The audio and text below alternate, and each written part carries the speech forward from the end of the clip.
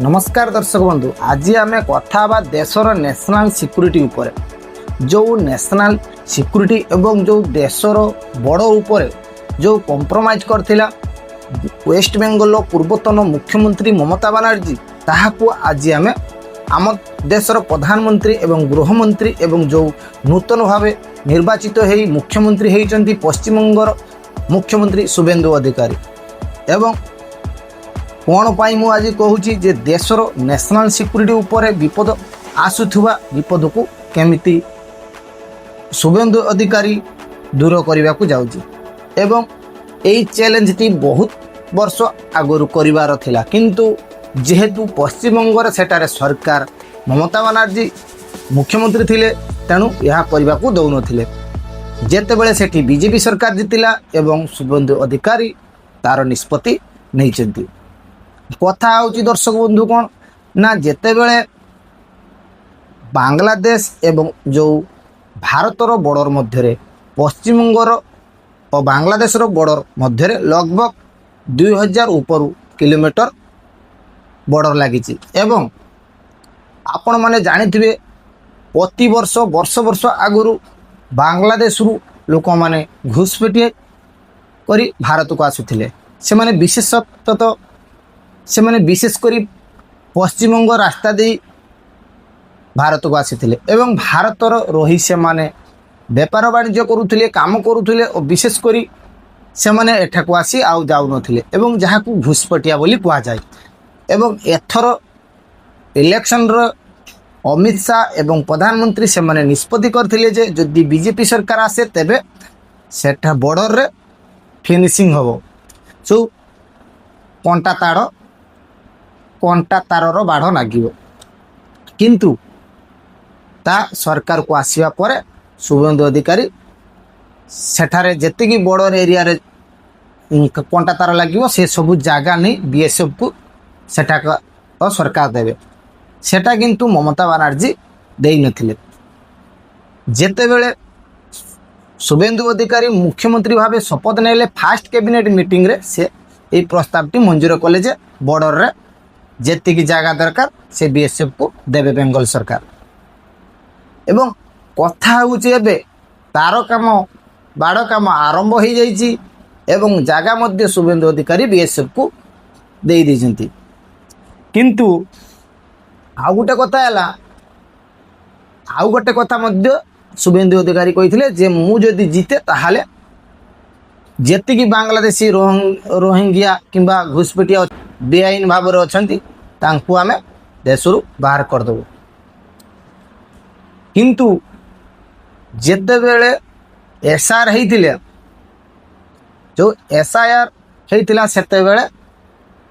26 रु 27 लाख लोक भोट रु वंचित थिले सेतिरे से माने चिन्हित कर नैतिले के माने सब बांग्लादेश तेणु एवं एथिरे डिसाइड होइछि जो माने 2002 जन्म होइछन्ती ता आगुरु से माने जिबे नै जे माने 2002 परे जन्म होइछन्ती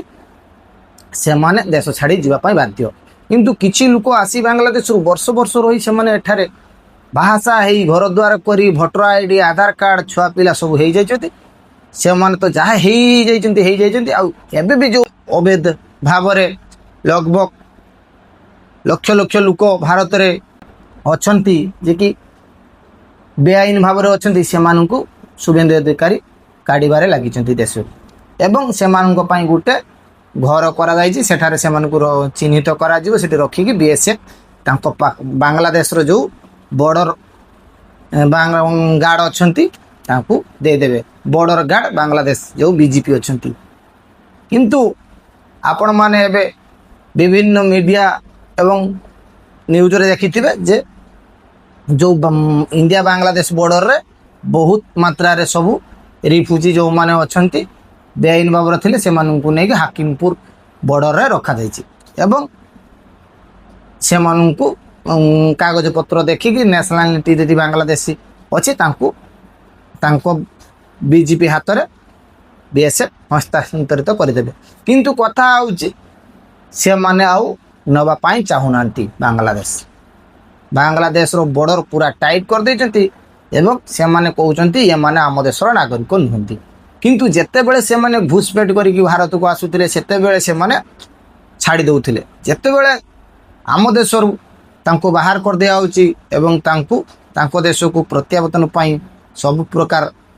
ସରକାର ସାହାଯ୍ୟ କରୁଛି, କିନ୍ତୁ ତାଙ୍କ ଦେଶର ବିଜେପି ନେଉନାହିଁ। ଏ ହେଲା ଆଜିର ମେନ୍ ଟପିକ୍। କିନ୍ତୁ ମୁଖ୍ୟମନ୍ତ୍ରୀ ଯେଉଁ ଶୁଭେନ୍ଦୁ ଅଧିକାରୀ କହିଛନ୍ତି ୱେଷ୍ଟବେଙ୍ଗଲର, ସେ କହିଛନ୍ତି ଯେ ତାଙ୍କୁ ବେଶୀ ଦିନ ରଖାଯିବନି କି ଜେଲରେ ରଖାଯିବନି, ନା ଆମ ଦେଶର ଯେଉଁ ଟ୍ୟାକ୍ସର ପଇସା ତାଙ୍କ ଉପରେ ବ୍ୟବହାର କରାଯିବନି ଏବଂ ତାଙ୍କୁ ଜେଲରେ ରଖି ଖାଇବା ପିଇବା କପଡ଼ା